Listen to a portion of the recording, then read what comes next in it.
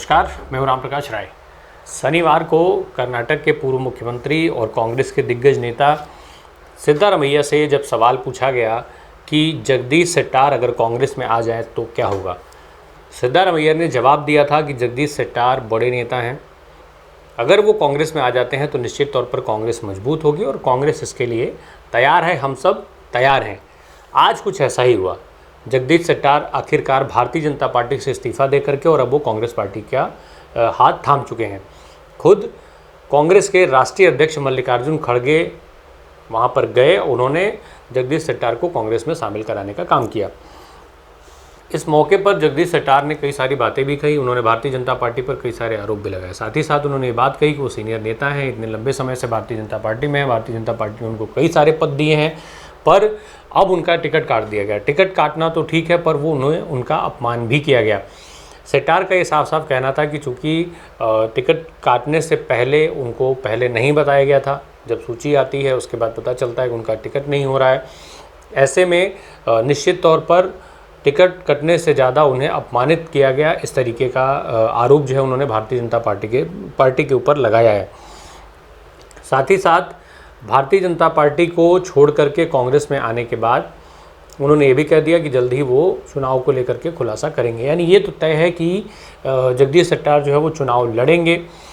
कर्नाटक के पूर्व मुख्यमंत्री रहे हैं, वो मुख्यमंत्री रह चुके हैं। कर्नाटक के 15वें मुख्यमंत्री जगदीश शेट्टार जो है 12 जुलाई 2012 से वो 13 मई 2013 तक मुख्यमंत्री रहे थे। 305 दिनों का उनका जो कार्यकाल था।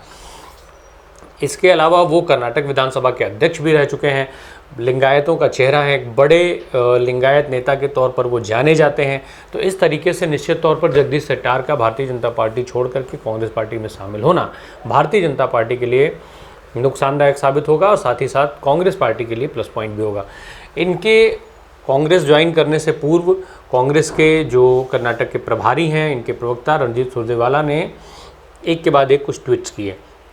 अपने ट्वीट में सुरजेवाला ने लिखा कि नेता प्रतिपक्ष पूर्व मुख्यमंत्री और प्रदेश अध्यक्ष रहे शेट्टार के कांग्रेस में शामिल होने के बाद जो है उन्होंने उनके जो ट्वीट्स आए उनकी फ़ोटो भी शेयर हुई। उसके बाद उन्होंने उसमें अपने ट्वीट में उन्होंने साफ साफ लिखा हुआ है कि एक नया अध्याय शुरू हो रहा है, एक नया इतिहास, एक नई शुरुआत। बीजेपी के पूर्व सीएम, भाजपा अध्यक्ष, विपक्ष के पूर्व नेता, 6 बार विधायक जगदीश शेट्टार आज कांग्रेस परिवार में शामिल हो गए। कांग्रेस पार्टी उनका स्वागत करती है। परिवर्तन यहाँ है, कांग्रेस यहाँ है। एक अन्य ट्वीट में उन्होंने लिखा कि बीजेपी का जो चाल, चेहरा और चरित्र है, लिंगायत नेतृत्व को धोखा, वो कलिग्गा समुदाय को धोखा, SC, ST, OBC समुदाय को धोखा। जगदीश शेट्टार का 40% सरकार द्वारा कर्नाटक की लूट का मूक दर्शक बनने से इनकार, ये एक नई शुरुआत है। यानी कांग्रेस की तरफ से इस जो है इस पूरे जगदीश शेट्टार को कांग्रेस में शामिल होने को लेकर के इस घटना को बड़े दौर पर देखा जा रहा है, बड़े तौर पर देखा जा रहा है। कांग्रेस इससे खुद को मजबूत होता हुआ मान रही है और मानना भी चाहिए। दरअसल जो समीकरण है वो कुछ इसी ओर इशारा करते हैं। कर्नाटक में सभी को पता है कि लगातार जो चुनाव है वो लिंगायत जो समुदाय है वो उसका प्रभावित करता है। ये माना जाता है कि लिंगायतों का वोट जिधर जाता है सत्ता में वो आ जाता है। इसमें चूँकि न केवल जगदीश शेट्टार बल्कि पूर्व उप मुख्यमंत्री लक्ष्मण सावदी भी अब भाजपा से कांग्रेस में जा चुके हैं, लिंगायत समुदाय से आते हैं। इसके अलावा MB पाटिल पहले से ही लगातार वहाँ पर जमे हुए हैं और वो खूब मेहनत कर रहे हैं, खास करके जब से येदियुरप्पा की नाराज़गी देखी गई। तो यानी अब कांग्रेस के पास लिंगायतों के 3 बड़े चेहरे हैं, MB पाटिल, जगदीश शेट्टार और लक्ष्मण सावदी। वहीं येदियुरप्पा जो निश्चित तौर पर जो बिना किसी सवाल के लिंगायत समुदाय के सबसे बड़े नेता माने जाते हैं, वो भारतीय जनता पार्टी में भले ही हैं पर भाजपा से वो नाराज़ है। दूसरी तरफ एक्टिव पॉलिटिक्स से वो दूर हो चुके हैं, चुनाव उनको लड़ना नहीं है, उनके बेटे को टिकट मिल चुका है।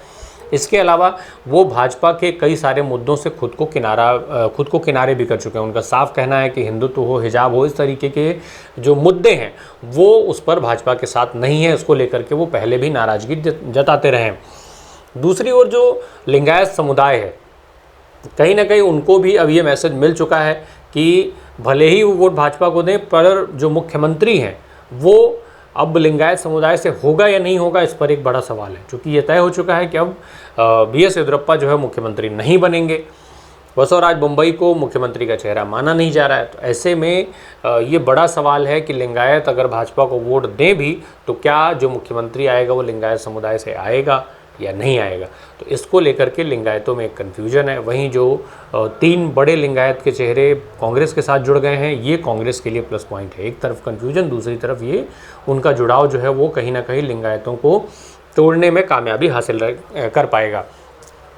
इसके साथ साथ एक चीज़ और है, जो उत्तर कर्नाटक का एरिया है, जहाँ पर ये माना जाता है कि लिंगायतों की बहुतायत है। लिंगायत जो है वहाँ पर जिसके तरफ जाते हैं, जिसके वहाँ उत्तर कर्नाटक में ज़्यादा सीटें मिलती हैं, उसकी सत्ता जो है वो सत्ता में पार्टी आती है। साल 2008 में जो करीब यहाँ 50 जो सीटें हैं इसमें, उसमें साल 2008 में भारतीय जनता पार्टी को 35 सीटों पर जीत हासिल हुई, भाजपा सत्ता में आई। 2013 में कांग्रेस को यहाँ पर 31 सीटों पर जीत हासिल हुई, कांग्रेस सत्ता में आई। 2018 में भाजपा को यहाँ पर 30 सीटें हासिल हुई, थोड़ा जोड़ तोड़ करके भाजपा फिर से सत्ता में आने में कामयाब रही। अब ये माना जा रहा है कि इन सारे जो अब ये जो समीकरण बदले हैं, इन बदले समीकरणों के चलते कांग्रेस को यहाँ पर फ़ायदा होने के चांसेज ज़्यादा हैं। अगर इन 50 सीटों में से आधे से ज़्यादा सीटों पर भी कांग्रेस जीतने में कामयाब हो जाती है तो निश्चित तौर पर भारतीय जनता पार्टी के लिए बड़ा झटका होगा। दूसरी ओर एंटी इनकम्बेंसी से लेकर भ्रष्टाचार तक के जो मुद्दे हैं उस पर लगातार कर्नाटक की सरकार घिरी हुई है। भारतीय जनता पार्टी की मुश्किलें पहले से बढ़ी हुई हैं। इसके अलावा जो बगावत हैं, जो बागी वहाँ के और नेता हैं, वो लगातार भाजपा के लिए नुकसानदायक साबित होते जा रहे हैं। एक के बाद एक भारतीय जनता पार्टी के जो मुद्दे हैं उनकी हवा निकालते चले जा रहे हैं। तो ऐसे में भाजपा की मुश्किलें कर्नाटक में बड़ी हो सकती हैं। हालांकि अभी जो उनका सबसे जो ट्रम्प कार्ड है प्रधानमंत्री नरेंद्र मोदी, उनके दौरे वहाँ उस तरीके से शुरू नहीं हुई हैं जैसे चुनावी अभियान उनका शुरू होता है।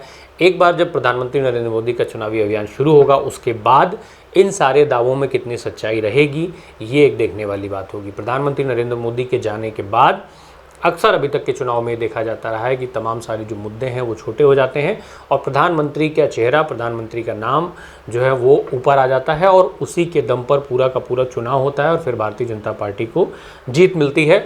एक आध जगहों को छोड़कर, जैसे हिमाचल में मुद्दों के ऊपर चुनाव हुआ और वहाँ पर कांग्रेस पार्टी को जीत हासिल हुई। वहीं गुजरात में प्रधानमंत्री नरेंद्र मोदी के नाम पर चुनाव लड़ा गया और वहाँ पर जो है भारतीय जनता पार्टी को रिकॉर्ड जीत हासिल हुई। इतनी ज़्यादा सीटें मिली जो आज तक उसके इतिहास में नहीं हुआ था।